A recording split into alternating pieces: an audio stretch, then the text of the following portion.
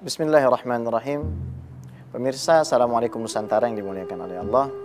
Kalau tadi kita sempat membahas bagaimana kriteria bertaubat orang yang berdosa kepada Allah Subhanahu wa taala, maka pada sesi kali ini kita akan membahas taubat dari dosa yang seseorang lakukan namun berkaitan dengan hak orang lain. Maka ada satu metode yang dinamakan istihlal, syarat atau prerequisite yang diberikan oleh para ulama bagi siapapun yang hendak bertobat kepada Allah Subhanahu wa taala, hendaknya dirinya melakukan istihlal. Apa itu istihlal? Alif dan sin pada kata istihlal artinya adalah thalabul halal. Apabila ada seseorang yang menghibahi saudaranya, mengambil hartanya, memukul wajahnya, maka diwajibkan bagi dirinya untuk meminta maaf. Apabila ada kaitannya dengan harta dan hutang, maka wajib bagi dirinya untuk mengembalikan hutang-hutangnya tersebut. Hal ini tentu saja memberikan kita satu peringatan besar, bahwasanya tidak segampang itu dosa seseorang bisa diampuni oleh Allah Subhanahu wa taala, terlebih apabila dosa tersebut berkaitan dengan orang lain. Maka daripada itulah Nabi Muhammad SAW pernah memperingatkan kita. Beliau bersabda, "Atadruna manil muflis?" Wahai para sahabatku, apakah kalian mengetahui siapakah orang-orang yang bangkrut? Maka para sahabat Nabi bertanya, "Al-muflis man la dirham lahu wala mata'." Orang-orang yang bangkrut di kalangan umatku adalah orang-orang yang tidak memiliki dirham dan juga perbekalan. Akan tetapi Nabi Muhammad SAW tidak memaksudkan bangkrut dalam urusan keduniaan.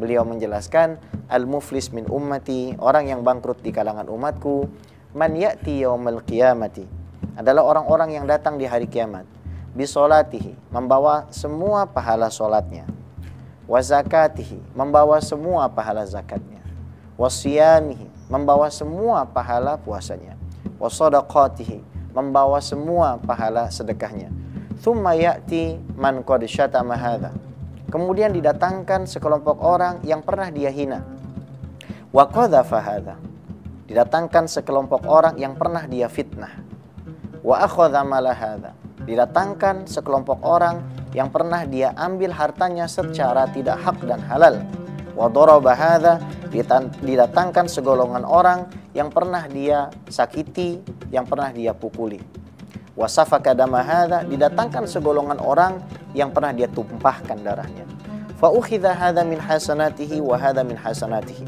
maka diambil dari pundi-pundi kebaikan yang sudah dilakukan oleh orang tersebut, sholatnya, puasanya, zakatnya, hajinya, wakafnya, umrohnya, semua pahala yang dilakukannya, yang dia inginkan supaya dia masuk ke dalam surganya Allah Subhanahu wa taala, ternyata justru malah ditumpahkan dan ditimpahkan kepada orang-orang yang pernah dia zalimi tersebut.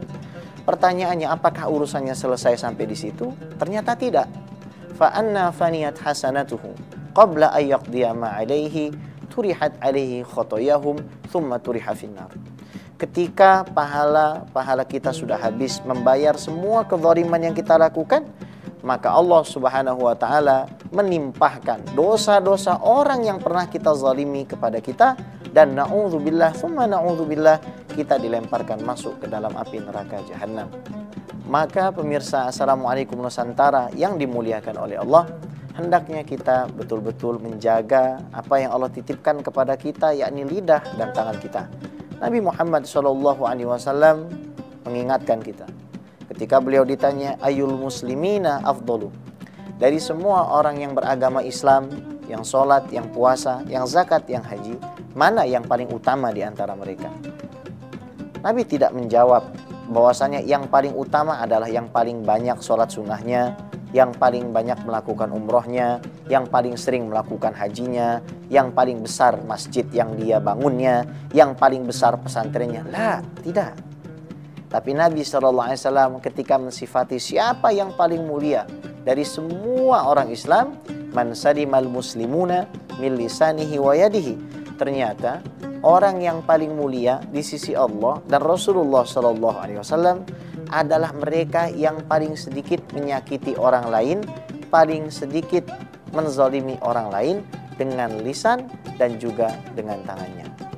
Taubat juga memiliki banyak aspek yang harus kita pahami, yaitu level yang harus kita lalui agar taubat kita menjadi diterima oleh Allah Subhanahu wa taala.